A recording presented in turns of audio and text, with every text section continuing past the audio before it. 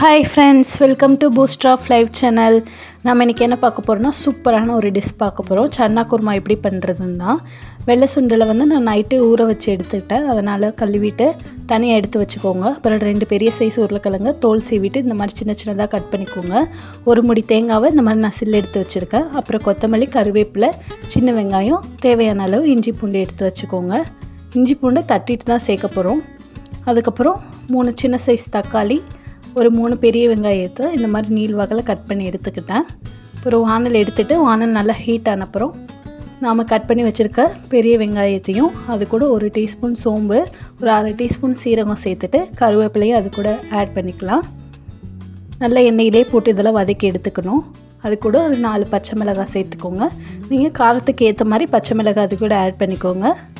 இது நல்லா எண்ணெயிலே வதங்கிட்டோம். இந்த மாதிரி கலர் சேஞ்ச் ஆன அப்புறம் தனியாக எடுத்து வச்சுக்கலாம். அப்புறம் நம்ம கட் பண்ணி வச்சுருக்க தக்காளியும் எண்ணெயில் போட்டு வதக்கி எடுத்துக்கலாம். பாருங்கள், இந்த அளவு வதங்கினா போதும். இது நல்லா ஆறின அப்புறம் மிக்ஸி ஜாரில் போட்டு ஃபைன் பேஸ்ட்டாக எடுத்து வச்சுக்கலாம். இப்போ நம்ம குழம்பு தாளித்து விட்டுறலாம். பாத்திரம் ஹீட் ஆன அப்புறம் தேவையான அளவு எண்ணெய் ஊற்றிக்கோங்க.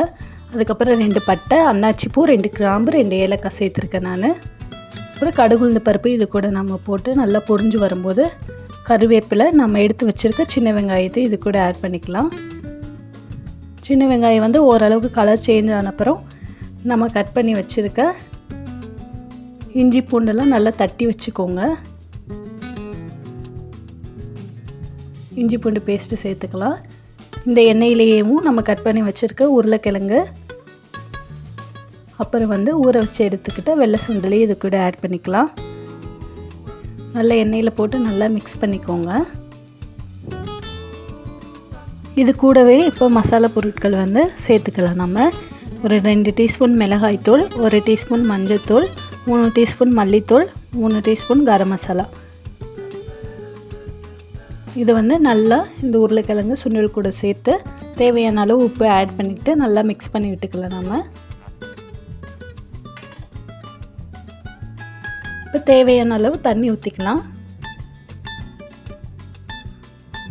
நான் ஒரு செம்பு தண்ணி ஊற்றிக்கிட்டேன். இப்போ இது நல்லா கொதிச்சு வரணும்.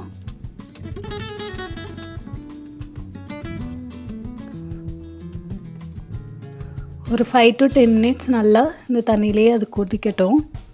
ஏன்னா நமக்கு சுண்டல்லாம் நல்லா வேகணும். அதுக்காண்டி பாருங்கள், நல்லா கொதிக்க ஆரம்பிச்சிச்சு. இந்த ஸ்டேஜில் நம்ம எடுத்து வச்சுருக்க தேங்காய்ச்சல், வதக்கி வச்சுருக்க தக்காளி வெங்காயத்தில் இந்த மாதிரி பேஸ்ட் மாதிரி அரைச்சி அந்த குழம்புல ஊற்றிக்கலாம். நம்ம எந்த அளவுக்கு திக்னஸ் வேணுமோ அந்த அளவுக்கு தண்ணி ஊற்றி அரைச்சிக்கோங்க. நீங்கள் நம்ம தேங்காய்ச்சல்லாம் போட்டு அரைக்கும் போது நல்லா குழம்புக்கு டேஸ்ட்டும் தரும், அதளவுக்கு திக்னஸும் வரும்.